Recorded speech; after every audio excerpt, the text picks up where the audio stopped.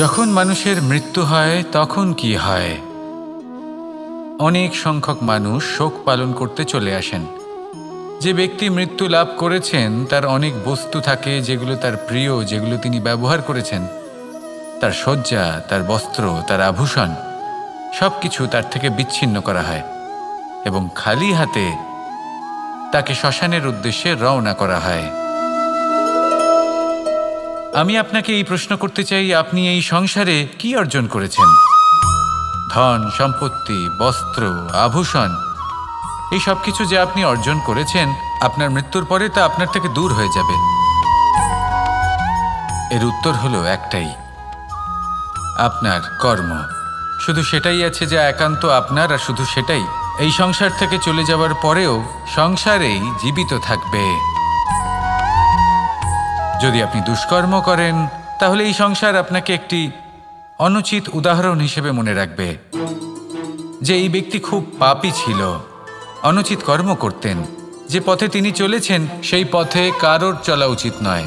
সেখানেই যদি আপনি সৎকর্ম করেন তাহলে সংসার চিরকাল এটাই বলবে যে খুব ভালো মানুষ ছিলেন, সবাইকে ভালোবাসতেন, সবাইকে সাহায্য করতেন, আমার খুব প্রিয় মানুষ ছিলেন।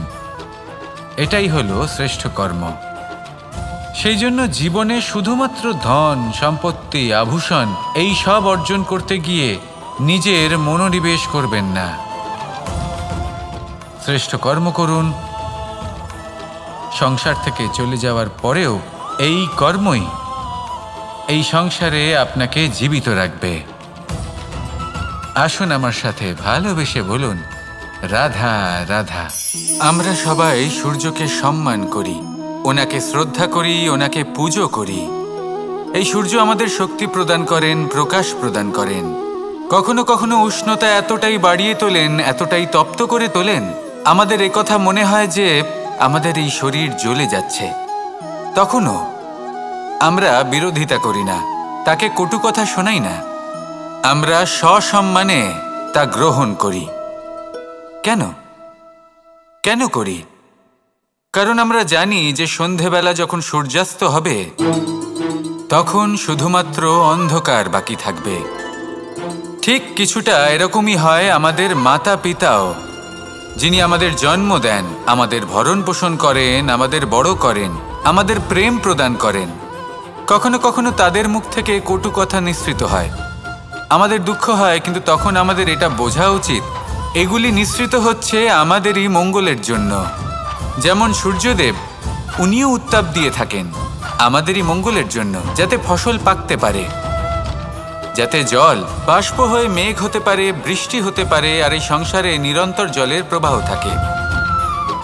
আমাদের মাতা পিতা, তাদের কঠোর আচরণ, তাদের কঠোর অনুশাসনের পেছনে লুকিয়ে থাকে ওনাদের ভালোবাসা। আমাদের তা বুঝতে হবে, সসম্মানে ওনাদের গ্রহণ করতে হবে।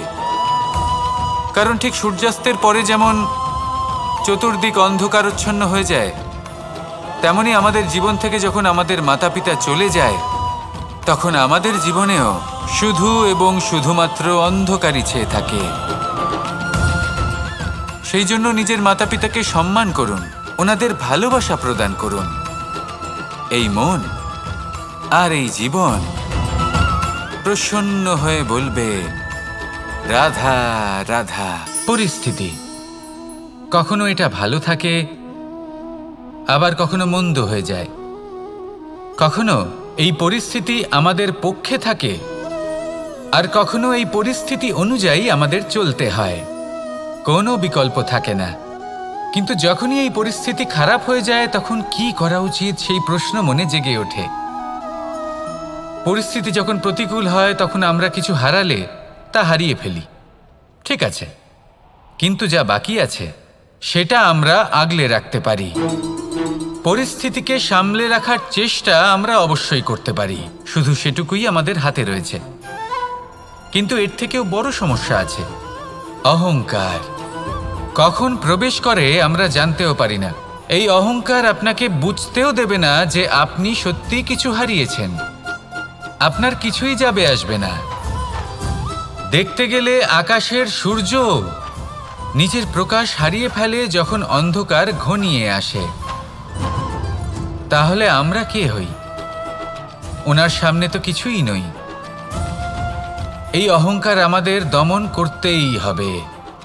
এটা বিশ্বাস করতে হবে যে এই সমগ্র সৃষ্টিতে আমরা শুধুমাত্র একটা কণা, তার থেকে বেশি আর কিছুই নয়।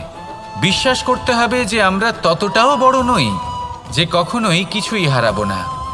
এবার যেদিন এই জ্ঞান আপনি আত্মস্থ করে নিজের আচরণ পাল্টাবেন, মনে রাখবেন সেই দিনই অহংকারকে দমন করতে আপনি পথে অগ্রসর হয়ে পড়েছেন। এই অহংকারকে দমন করুন আর আমার সাথে ভালোবেসে বলুন, রাধা রাধা।